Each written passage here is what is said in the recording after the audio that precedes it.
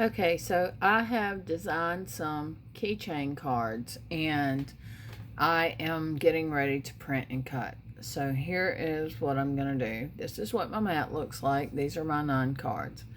Now I need to make sure that my media is going to fit a piece of cardstock. So we're going to put it on letter 8.5 by 11, and that's my media size. Then we want to show print border because we don't want it to cut off any of our print. So right there, that little gray line you see around the edge right there, that is the print border. And then we need to go over here. We need to go to registration marks and cut registration marks on. You want all of your red lines, because that's your cut lines, to be inside of these registration marks. Because if they're not inside of those registration marks, even if your print comes out perfect, it's not going to cut your cards or whatever you're cutting out, because your cut marks will be over your registration marks. And I'll show you that right here on the send screen. I'm just going to hit send as if I was getting ready to cut this. Now you see where it's the darkest red lines are within these registration marks, because that's where your machine is going to cut. If these lines are outside these marks at all, your machine will not cut them. Okay, so now what I am going to do is I'm going to go and I want to print. So I go to my printer, and this is the only thing that it's going to print. It's printing my little designs on my cards and my registration marks. When I select print, what it's going to do is bring up my options for printers. I'm going to select my printer, and then I'm going to go into preferences. When you go into preferences, you want to go to layout. You want to make sure that you're only printing on one side. You want to check your paper and your quality. I'm doing letter because I'm doing cardstock. Paper source, main tray, paper type, plain paper. I'm doing cardstock, and it doesn't have cardstock as an option, so plain paper is my next best option. If I was doing water slide or something like that, I would want to do photo paper or professional paper, depending on if I wanted a matte or glossy. Print quality, I always do best. I always want the best printer quality. And then you click OK and send it to print. This is what printed. As you'll notice, it did not print my edges where it's going to cut. It only printed my registration marks and my design that I wanted on the cards.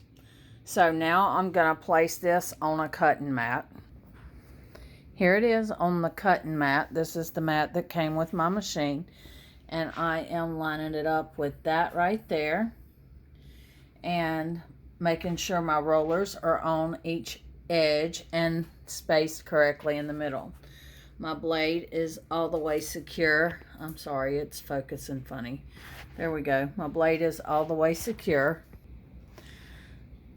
Now all that I did was I pressed the arrow over here to load that. I only have 2 hands, so I can't do it with my phone. Anyway, I'm nervous because this is one of my first videos. But now that we're loaded, we're fixing to cut. We come back to the computer and we go to our send screen. We want it on plain cardstock, auto blade.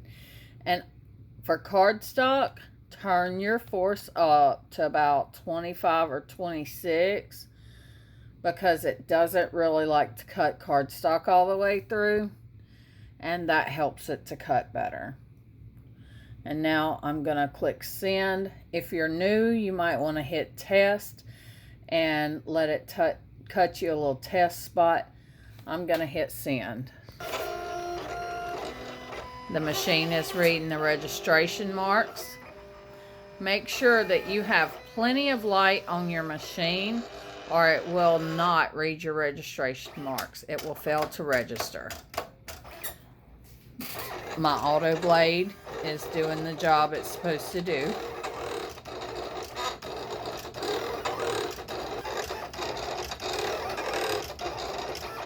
Still working. It's almost there. This is the normal sound for this machine.